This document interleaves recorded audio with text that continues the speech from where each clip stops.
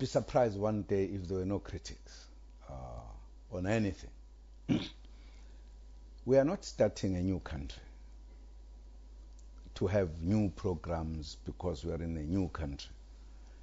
We are in the same South Africa. We have programs that are ongoing of the government. And we can't, because we are talking, try to imagine new things, philosophize about something that does not exist. We are dealing with the issues we are handling in government. We are focusing on these issues. What you might have is what level do you take in a particular issue. You can't, for an example, say because last SONA you talk about unemployment, you cannot talk about it now because we are now dealing with a new SONA. There's nothing new because the problems persist. You need to find ways and means of dealing with it. You will certainly have to deal with it when you say, what are you doing now on the jobs? Because they're a persisting problem. I find that kind of criticism really to be a lot wanting. Because we're saying every day I must tell a new story because I must be saying something new when we are dealing with the old issues. The issues have not changed. What we are saying, what are we doing on these issues? That, I think, is what people should take. Let's take then on the energy questions.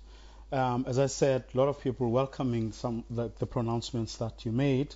You're going to give, among other things, ESCOM 23 billion rands over the next year. Now, those in the know say to fix ESCOM's problems, you actually need hundreds of billions, and we need them now. The question then becomes, where will that money come from? And how soon can ESCOM have access to those amounts of money?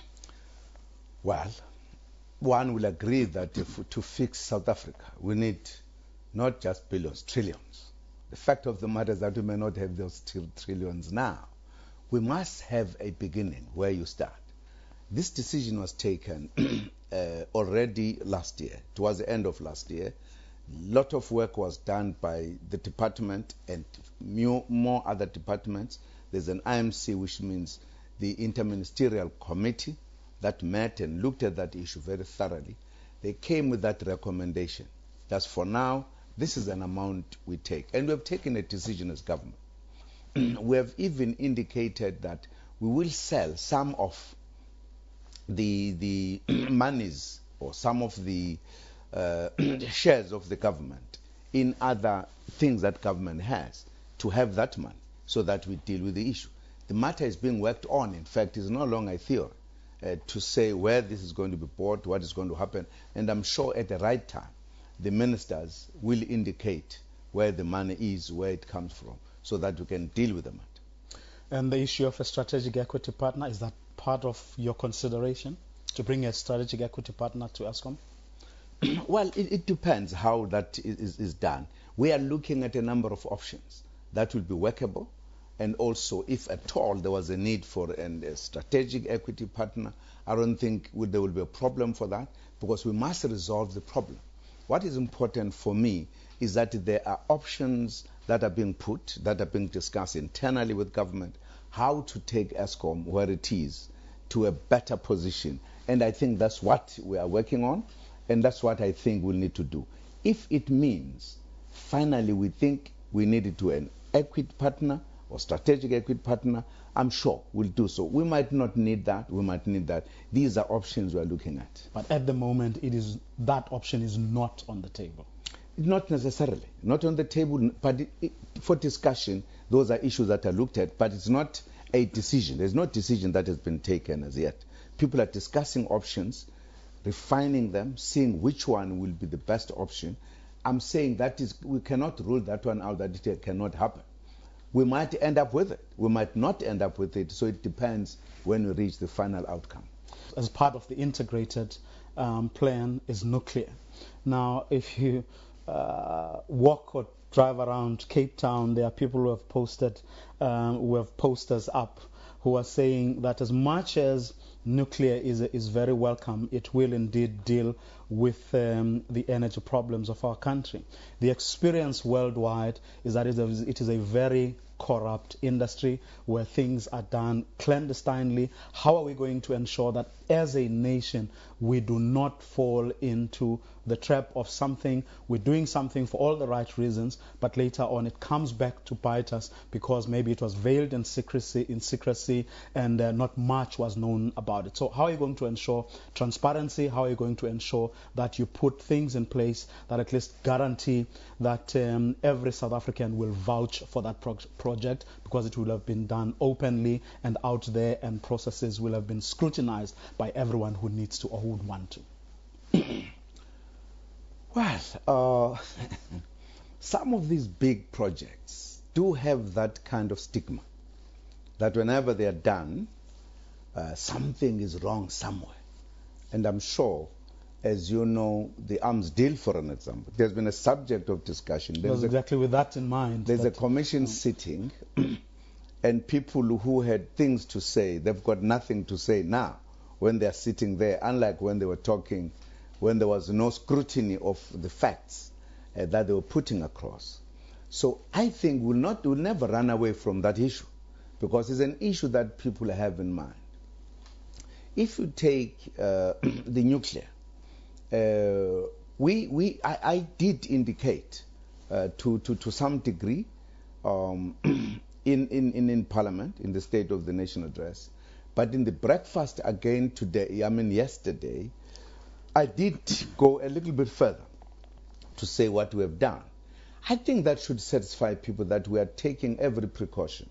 For an example, this is not every country that has this capacity. There are specific countries, and even those countries are not the same. Others have this capacity because they've taken it from other countries and their conditions. They cannot, for an example, give us what we need, even if they have the capacity, because the countries that they've given them that capacity have put conditions. But there are those countries that have the original kind of capacity that we are looking at. We are able to scan all of this. For an example, the team from South Africa has gone to all the countries that we believe have a possibility to give us what we need. They've gone to all of them, so that these countries have given their own offers. This is what we can do. We know exactly what we are looking for. Having gone that route first, which made us to take some first decision, because we can't be waiting. We want to deal with the challenges of energy here. That's why we have signed some agreements with France, with China, with Russia, right? The next stage that they've done was to come, invited by us, to make now their presentation here when all our scientists are sitting and looking in different departments to listen exactly what is it that they can offer, because we've got to take an informed decision.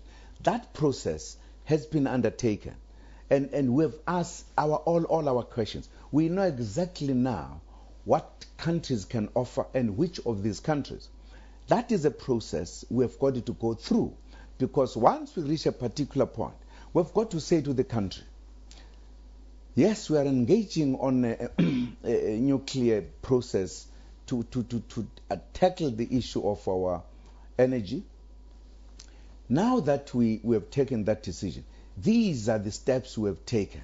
And we are going to report this as a transparency, that this is what has happened, including these are the offers that are being made by the countries. We think this offer is attractive for reason A, B, C, D. So that is going to be done.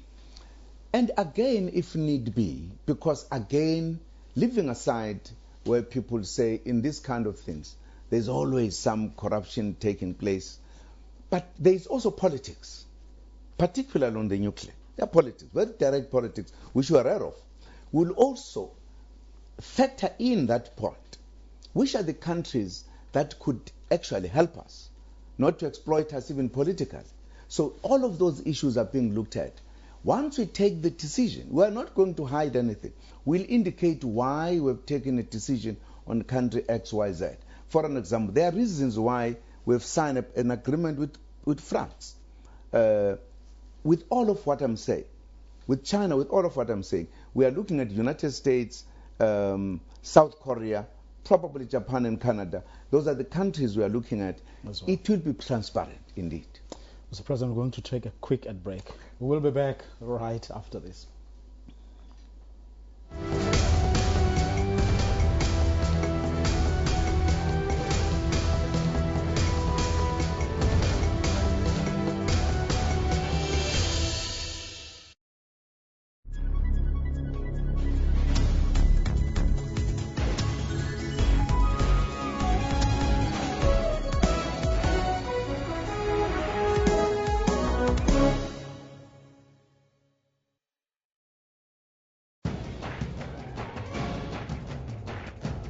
Should marijuana be legalized in South Africa or not?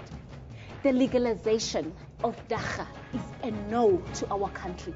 Look at the rate of rape in our country because of people that But you can't say dagga makes people that get are under raped the then. influence of dagga. When a young man comes to you and says, I'm having a problem with dagga, do you send him to jail? We don't send them to Then you already concede that you agree that prohibition is not the answer, because Mr. Panga. our aim is to help them. As is ours. It is you helping them by giving them dagga. How are you going to control this? Just give me a chance.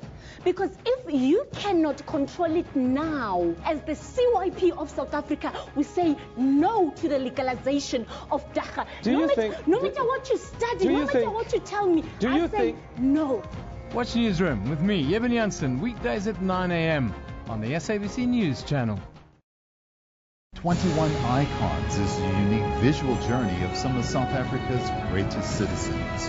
When I wake up in the morning, I've got a challenge. You succeeded in getting me to do something which is absolutely against my nature. If I do something, I do something properly. In celebration to 20 years of democracy, the newly released book 21 Icons offers exclusive access to a remarkable spread of South African legends. It tells their personal stories and unique portraits that reflect our country and, above all, its people. That's Kaleidoscope, Sundays, 5:30 p.m. on SABC News.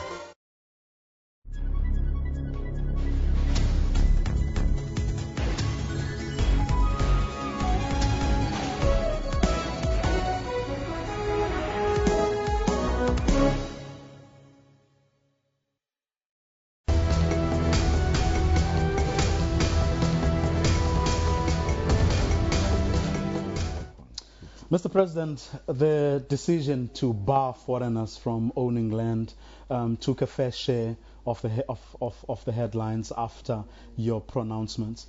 Critics saying, well, if you don't want to sell them land here, they'll simply go elsewhere.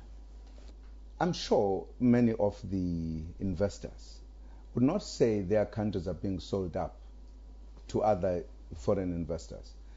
Many countries are very careful about the land. The land is a very critical property of the nation, and how you handle it is absolutely important. I think we are taking a very fair decision to say if you are coming for business, you need land, we lease it. You can lease it no matter how long. I think that is fair enough.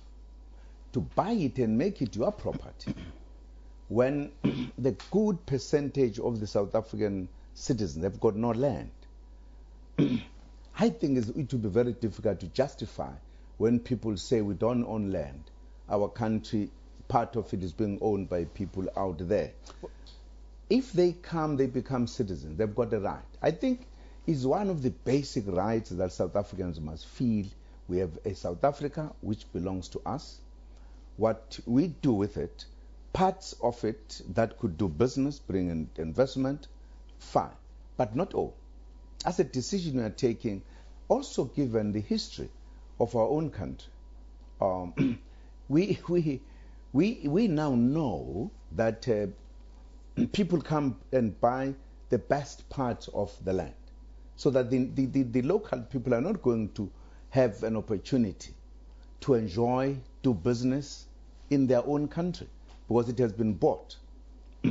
Where will you stop? You might end up with 3/4 of South Africa being owned by people out there and paying rent to them, and every other thing. I think it's a very important national decision we are taking. We are not saying they cannot do business. Why are they buying land? They're buying land because they want to do business. And we are saying we give the right for leasing, which allows you to do business. If you want to own the land, you must become a South African. Then you have a right. South Africans have raised the issue very strongly with the government. And you've listened.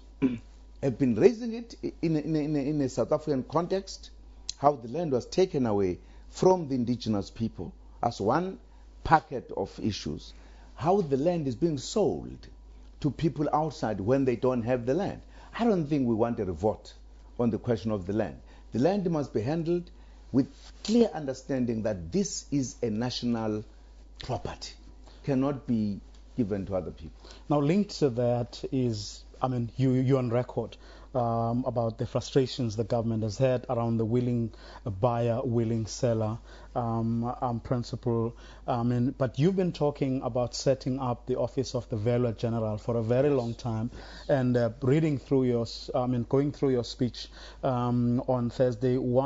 Again, you were saying that office is still being established. It does seem like it's taking a wee bit of time than one would have thought, given the urgency that you are giving to this matter, to the land issue. Absolutely true. It has taken a bit of time. I think if you were living in South Africa and you know the South African vibrancy and the strong position that people take, you can't just say, because this decision is correct, I'm just pushing it down the throats. It's important to prepare the minds.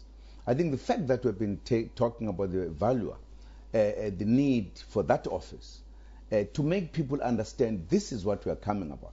We are now saying we are going to establish it as soon as possible because people are aware of it. If we just establish it without people knowing, the public education is always important for people to understand why you do this. Even the issue of the land, for an example. We started raising this issue a few years ago, that the willing seller, willing buyer was not arriving at the outcome we wanted. And we even said the manner in which we then brought back the land was not also properly thought out. So we've got to develop, how do we make the land, if it has been productive, is given to the people, how do you make it to maintain its productivity? How do you dissuade people from saying we want money instead of land and then still set the land back?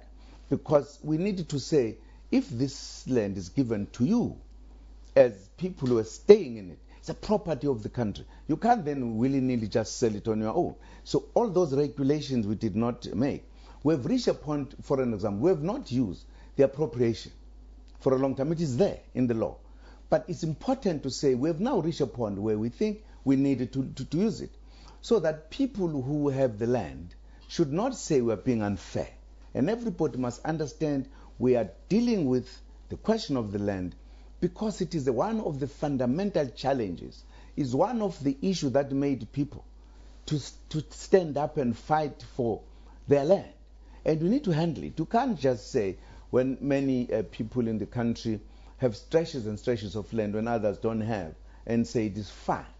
That is why we have now said we need about so many hectares that people should own, not more.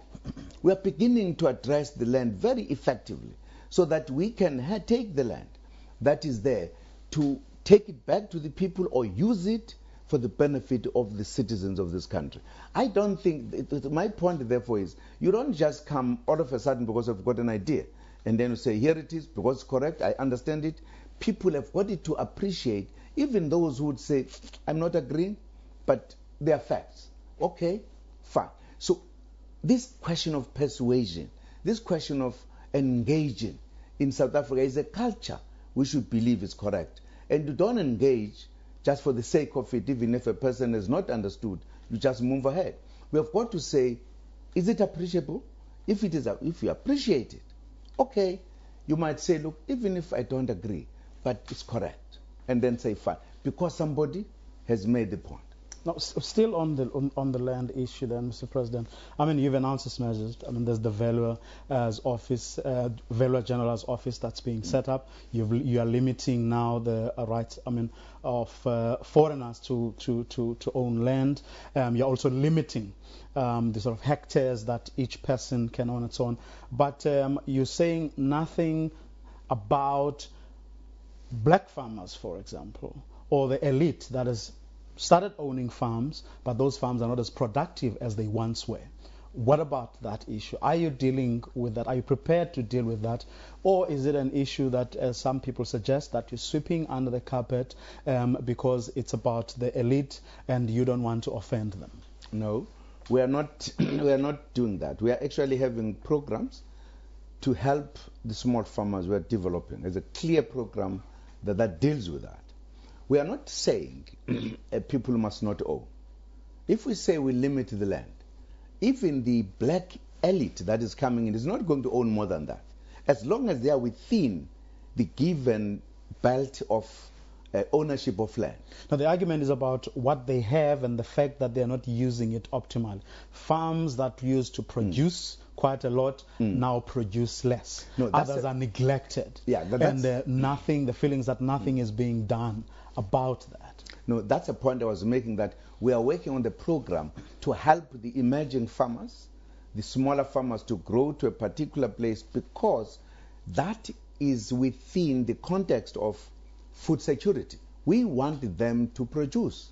So farmers that are not going to be producing, we are going to find out what is the problem. As you know, old farmers were subsidized, and we want the black emerging farmers to grow on their own without subsidy. Those are the matters we are looking at. We are then saying, what program do we give? At what level do we say now you can stand on your own? I mean, that issue of the farmers is actually a global problem.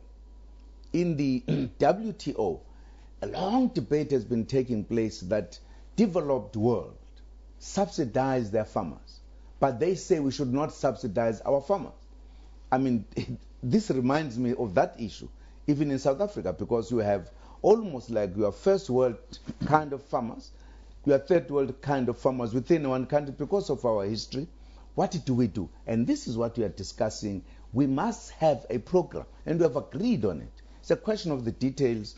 How do we support those ones so that they are able to produce, to deal with the challenge of food security? Mr. President, we're going to take another quick ad break. We'll be back right after this.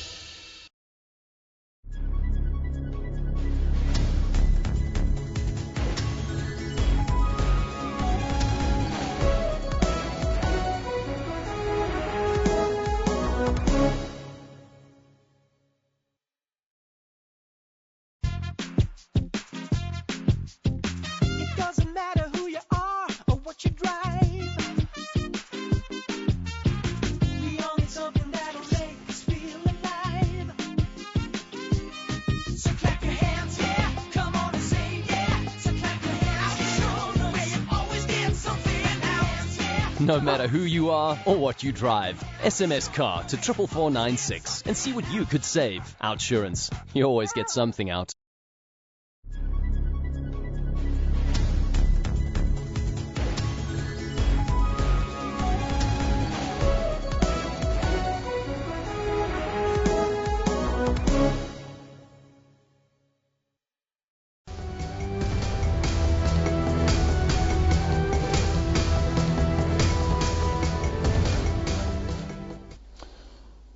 Mr. President, the State of the Nation address took place against the backdrop of quite a volatile situation in Malamulele, for example.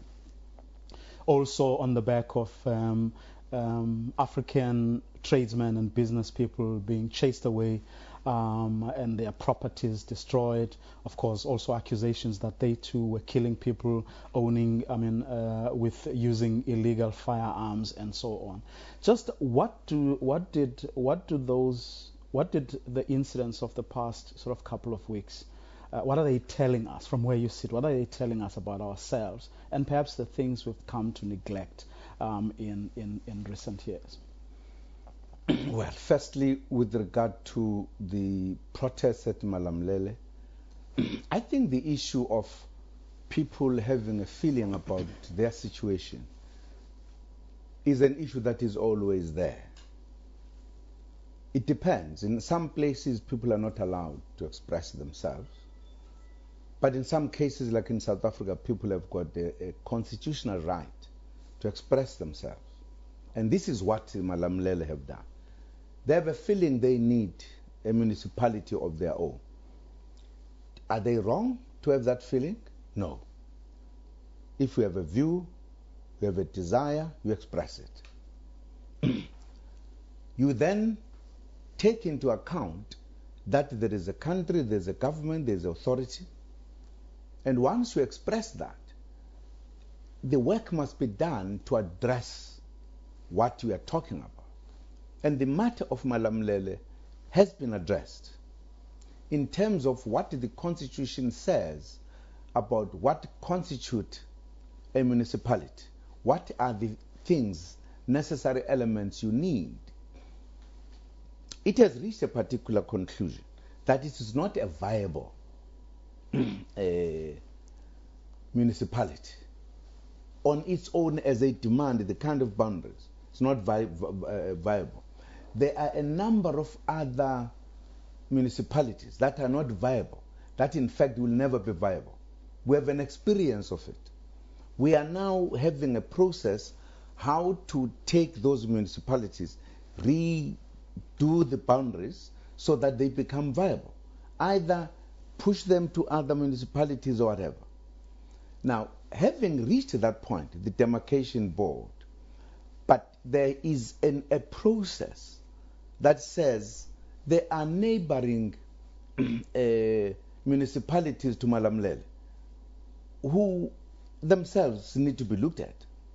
So there is a process that has begun already to say, probably, whilst we say no to Malamulele, as it stands in terms of the boundaries that are being requested, there's a process that is likely to end up with other portions being added when then it will become viable. And this has been communicated to the community. And therefore, I'm just dealing with what is being done between the government and the people.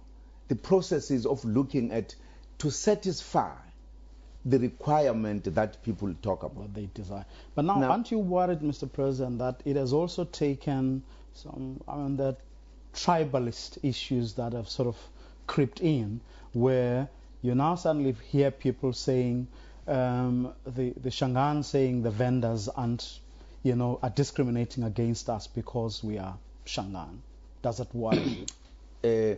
I was coming to that point because I was saying, having said what I've said, what is not wanted is the nature of the protest. Whilst people have got the right to protest as fighting for their rights, but if you're a citizen of South Africa, and this is important for all of us to know, you don't fight for your right in the process undermine the rights of other people.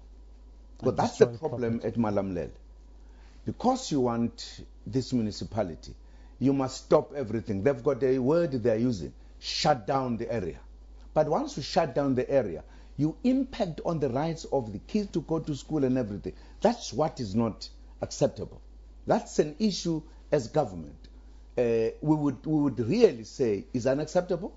And if we are pushed to a point, we'll have to take certain actions. Equally, if the utterances that are emerging about Shangaan and vendors, that is most worrying, even more than anything. We fought ethnicity and apartheid and racism in this country, and it cannot come from the very people who have been victims for years. That is not right. It's not in in the policies, the policies of this country are actually embedded on the belief of non-racialism, non-ethnicism. Now, you cannot have people therefore using that. It's wrong. That, in fact, goes against where the country is going. I think people must have said this in the spur of their emotion. It cannot be that you have a municipality based on ethnicity or tribalism. It can't be. If that is the demand, that would be more the reasons our considering of the issue will even be lesser. Because you cannot, if you gave Malamulele, because these are the Shangans, you are actually promoting ethnicism. You are going back to Bandustan. You are saying this is the Gazankulu, this is whatever. I don't think that is an issue. That issue we cannot compromise on. You can't. Now, violence and destruction of property are obviously undesirable, Mr. President, but as many people say, the reason we tend to get a lot of that is because people seem to have a feeling that the only way they get listened to is by getting up and doing something.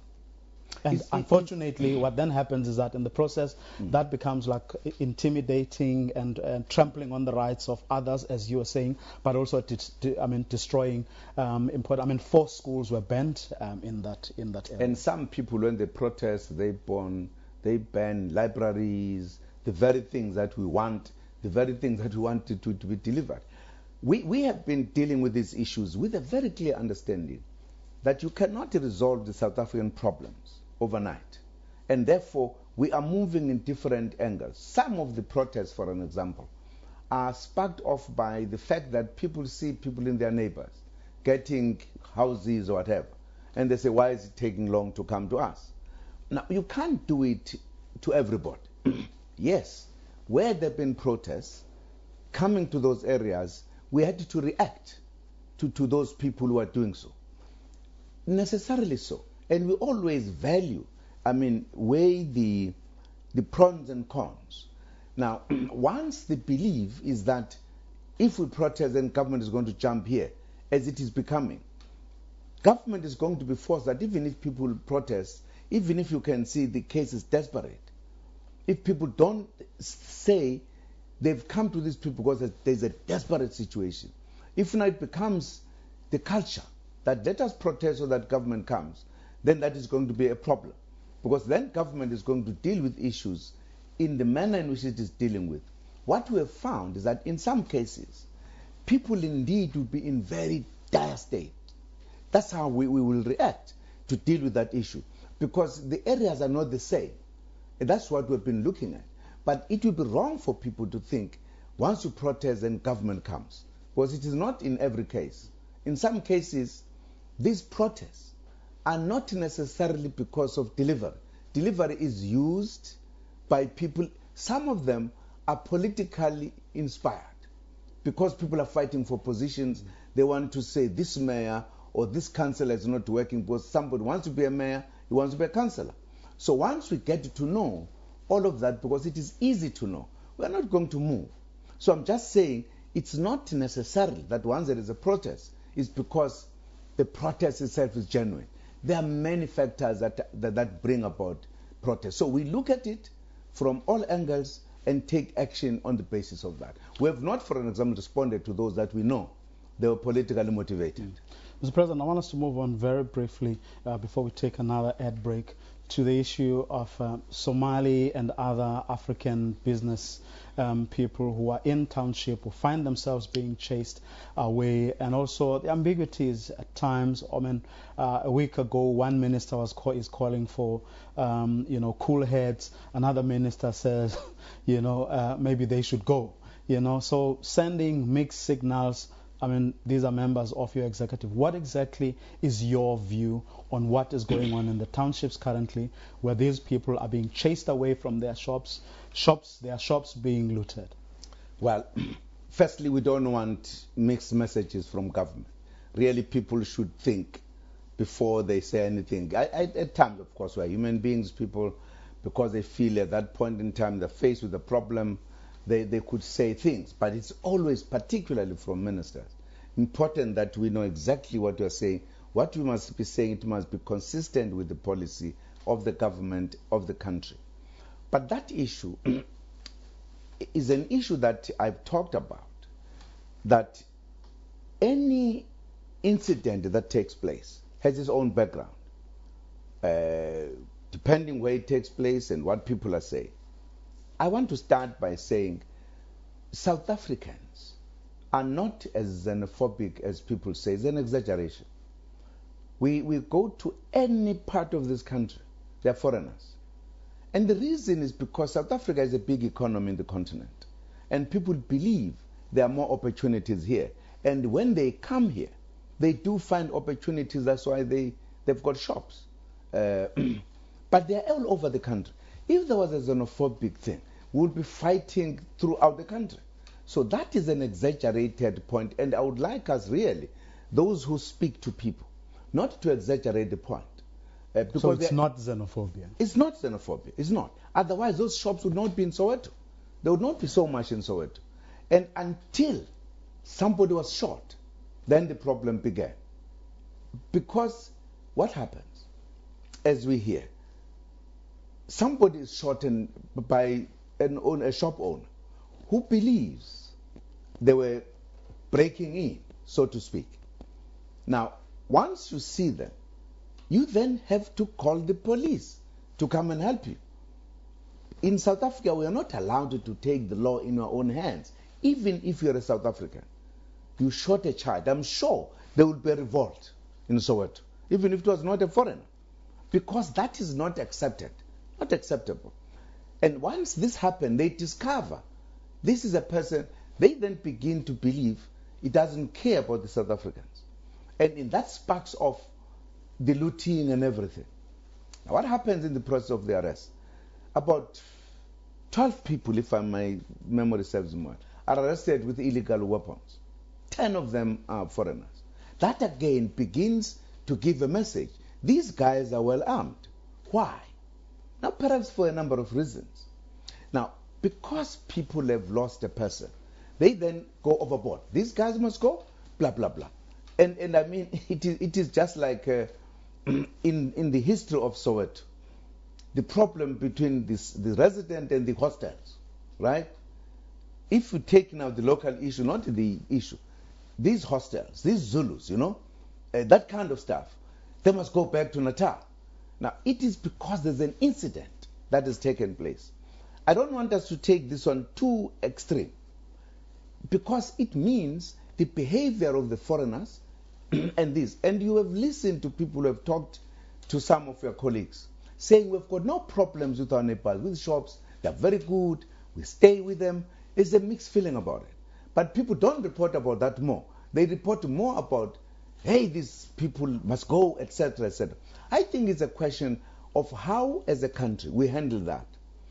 Africa is talking about opening the borders, creating infrastructure, wherein walking in and out is not going to depend in the main on the passports. Now, where shall we give that kind of opportunity? As South Africa, as one of the leading countries in the continent, we can't be xenophobic. And I don't think we are. We have stayed with the people here for centuries. From Mozambique, from Zimbabwe, some people who are here will tell you, my grandfather is a Zimbabwean, my grandfather is a Mozambican, or is a man from Lesotho. So we have never been xenophobic. I think it is the manner in which we handle things and the manner in which these economic things in Soweto, for example, were certainly people who were not opening these shops because they want government to do everything for them. And these one come open shops, they now realize, we need these shops as well. And some people, out of their own personal things, take advantage of the situation. So my plea will be... Like the police, some of whom have been found to have been... Exactly. Some of the police. My point will be, we who have to talk to the country, we must really be careful. We must not exaggerate. And even create a situation where people are going to believe South Africans are xenophobic. We are not. Otherwise, we would not be staying with the foreigners all over. You find them in Cape Town, in Port Elizabeth, in Durban, everywhere. Even in the villages these days. And people are very happy. So it's not a xenophobic thing. It's because the man who is a foreigner shot and killed somebody with an illegal weapon. And people say, you are here. You're supposed to be even the one who is showing more tendencies of wanting to stay with us, good. But you then shoot our own person. I think that is how it should be understood. Mr. President, we're going to take another quick ad break. We will be back right after this.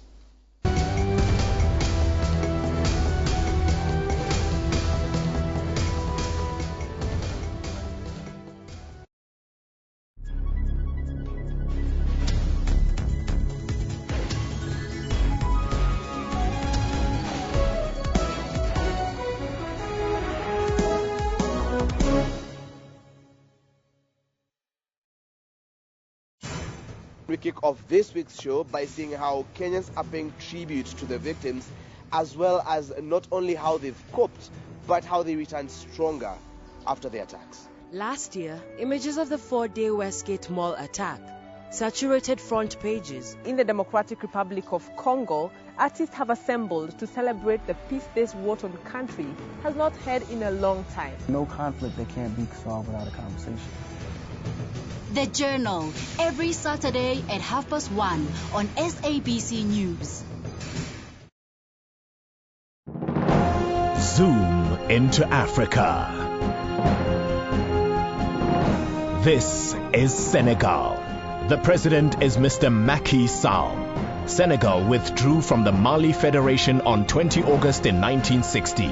The population is more than 13 million people. One of the major languages spoken is French. Monetary unit is CFA.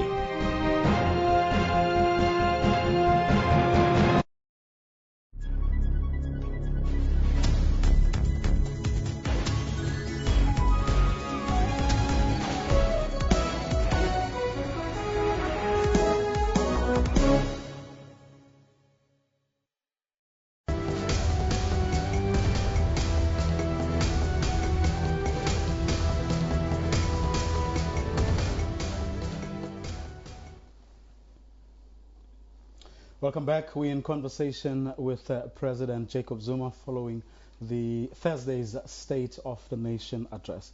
Mr. President, if I may go back now to where it all started, the incidents that took place before your State of the Nation address. A lot of people feeling that irrespective of what happened, irrespective of who was wrong or right, it should perhaps concern you as a head of state that one, telephones were jammed and that police were allowed in Parliament. And take into account, of course, the whole issue of separation of powers between the executive and the legislature. Well, I'm sure we are all experts on these things once they happen. My worry is that you have a political party that declares it is coming. It declared, in fact, even when it was campaigning, it's going to change that parliament, and it is persistently disrupting parliament. They lead people to take certain decisions. They already disrupted a president answering questions. Stood there, shouted slogans, something that has never been done in any parliament here, at least here in South Africa. And these people are saying, we're going to do this and going to continue to do it. We are going to disrupt parliament. We are going to disrupt the president. And the president ends up not being able to complete the questions. The party is clear. It's not like it's just dishonorable members of parliament in general. It's a particular party. They then turn around to say the government, the president is not coming to answer questions. People forget that president was in parliament answering questions. They blocked him from answering questions. People are not talking about that. They actually moved to say, why is the president not coming to answer questions? He has never refused. Firstly, it does not set the program. It's set by the parties. And he has always come as had come for the second time. Now coming on a single issue, having invited joint sitting to deal with the State of the Nation address, and you don't deal with any other matter on that day. You don't. This party that says it in clear terms, as the state of the nation was coming, they say, we are going to disrupt the president. He's not going to give it. They say it. It's not like it surprises everybody in parliament. And the president is invited to speak, and as he's speaking, they raise the question, exactly implementing their threat to disrupt the president. And they do disrupt the president. The presiding officers take their time to explain to them the procedure, which they know. This is not done. Plead with them not to. They say, no, we are going to do it. I say, but you can't. Now, once the speaker or the presiding officer rules in parliament, you can't argue and continue, right? As if that is not enough. The speaker reaches a point to say, you better leave parliament. And the member says, I'm not leaving. And he sits. Now, what must the speaker do? The speaker then says to the sergeant in arms, remove him. These fellows are big. Unfortunately, the sergeant in arms is a woman. What must she? Must she pick them up? She can't. And finally, the speaker pleads with them to leave the house because they are all standing and doing exactly they've been telling everybody they are going to do. What happens? Then the speaker says, parliamentary security come and help the sergeant in arms. And they come. Of course they've got to take them out forcefully because they are not prepared to leave parliament. So when they are out, somebody, instead of raising the issue of these members behaving dishonorably, says, why did the police come? Now, as you're asking the question. Now, my question is, what would the speaker do? What must the speaker do? Must the speaker then sit because the member says, I'm not going? You can't proceed because it's disrupting. And what must the speaker do? I don't know. I can understand with the opposition who wanted to find loopholes. But for the society to then say, why did this police come? Now, you don't have to have a rocket science to understand that if in your house you have a problem, you call the police. People who must help you because you can't, otherwise you must take the law into your own hands. Because people who say so are actually undermining an important point, that if the parliament members take the law into their own hands, take these people out, you will say they are breaking the law. So parliament is very quiet, very behaving, and it is dealt with that party. And indeed, then when the speaker says, because the decision of the speaker is final, to help the sergeant in arms, parliamentary security come in, and they come in, and they take people out. Now, people are saying there were police from outside. I don't know. I don't know. Well, I think, Mr. President, that's where the people, those are the issues that people are raising. They are saying the law is clear that police or other state security forces can only come in if there's a threat to lives and the threat to property, which by implication people are not convinced is what happened on that day that the speaker could have handled. I think the speaker will be best placed to sort of answer some of those questions herself, or in fact both presiding officers. But the issue that's being raised is when you then went ahead and proceeded with your speech as though nothing untoward had happened, they're concerned that you are condoning acts that should not have been condoned by a head of state. That at the very least you ought to have said something around, for example, the police invading the legislature, if that was true, but also around MPs and women in particular being beaten up right inside the legislature.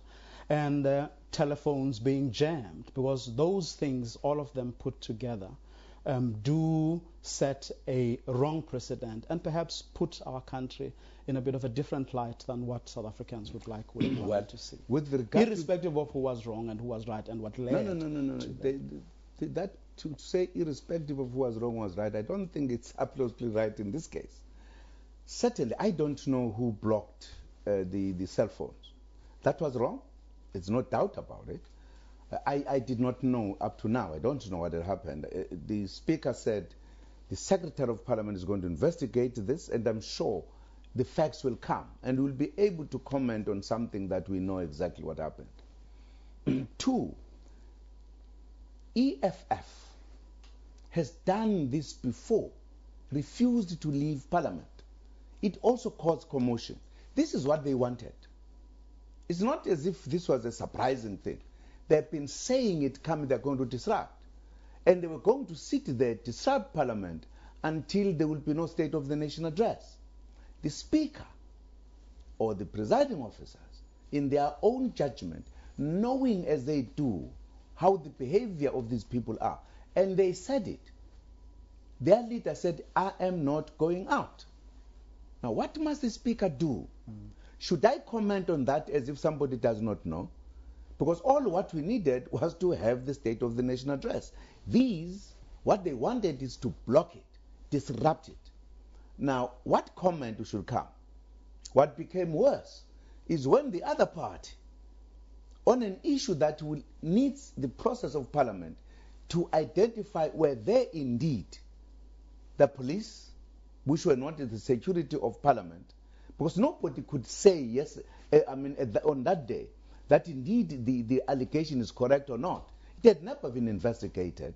And they leave Parliament, which means in support of a very dishonorable kind of behavior. What should I have said? I should have left the job of the country and actually deal with chaos. Talk about chaos. I don't think that is fair when people say this. Because if it was perhaps a surprise, it is something else. I've talked about their behavior before. They know, everybody in the country knew this is what they were going to do, and they will continue doing it. Why must I talk about that and not talk about the issues of the country? I don't understand, really. I don't. And Mr. President, just on the, even say, just before you then continued with your speech, you don't think you should have paused a little while and maybe say something to South Africans about the incident itself, because the interpretation then was that you condoned it, you felt everything was fine, and then all that there was for you to do was to just proceed. No. I don't think so. You see, if this was a surprise to everybody else, I would have understood. EFF said they will come, they will disrupt. Everybody in this country knew. There was no surprise. Why must I comment about the EFF on a matter that they've said so? They're still saying so now. They're going to continue doing it. Must I leave the state of the... We spent almost close to an hour. Should I have now wasted time to comment about people who are bent in disrupting Parliament? Well, it is their views. People have got views about it. Fine, maybe. But from my point of view, I didn't think that the country did not know, because they had declared they would do so, and they were doing so. They were defying the Speaker, and everybody saw. They had said they will defy a Speaker. It was not for the first time. It is not a new matter that needs a comment. I've commented about these matters, the behavior before. Really, that I should come to Parliament, told that they are going to disrupt. Then when I started discussing that matter. I don't think really I had the time, because I had the time to deliver this speech to the nation. And that's what I thought I needed to do.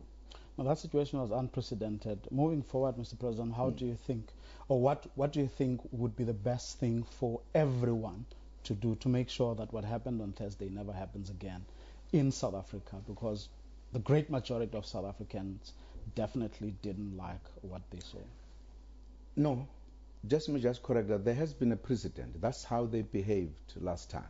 Oh, yes. Yeah, that's how they behaved. I'm putting it together now as the events of the past 7 months or so are a first in South Africa. So how do we avoid this situation? How do we ensure I've that? said we need a simple matter. This parliament must apply the rules. I still feel they are not applying the rules to the latter. They must apply the rules. In parliament, nobody is allowed to speak when the presiding officer has not given somebody to speak. That's the starting point for me. For a person to stand up and say point of order and start talking, they're breaking the rules. They must not even give them 3 chances. Once he does so, he said, don't do it, and he continues, they must go out. Apply the rules sharply, and that will bring sanity in that parliament. And they must know, if they don't want to be in parliament, they don't want to be in parliament. Secondly, the talking people, the media, everybody, must condemn that behavior. In addition to this, nobody's condemning it seriously. People just report about it and then start finding other people to be blamed. As you can see now, I'm blamed. Why didn't I answer the question? Blah, blah, blah. You must denounce the wrong doings of the EFF. That's a problem. EFF is a problem of this country. And if people don't see, it's going to cause problems. Then Parliament has the authority. Even before everything starts, to say, from today, we are not going to allow anybody. If I say order, nobody talks. If you say a word, we are out. And they must apply the rules. Parliament must take a decision to deal with that. If opposition support that, they must all be dealt with. Go. Parliament must stick to the rules. Simple. Then you are not going to need people to come and deal with people in the manner in which they, because if they misbehave, you can imagine the women who are presiding officer. Can they go and pick up those men and say, go out? They've got it to depend on the security. And if the sergeant in arms is not enough, call the security. And I'm telling you, anywhere where there's a breaking of the law, even if the place is said to be holy, if a person is killing a person there, the police must be called in. If you think this might lead to, I'm told, one of the EFF took out the helmet and hit somebody. You needed more people to be hit? No. So I'm sure the speaker, knowing the people he's dealing with, that's why she took that kind of an action. But that matter would be dealt with by Parliament. All I'm saying, Parliament must apply the rules very strictly. That Parliament will come back to its normality. Mr. President, thank you very much. Thank you very much. Thank you very much.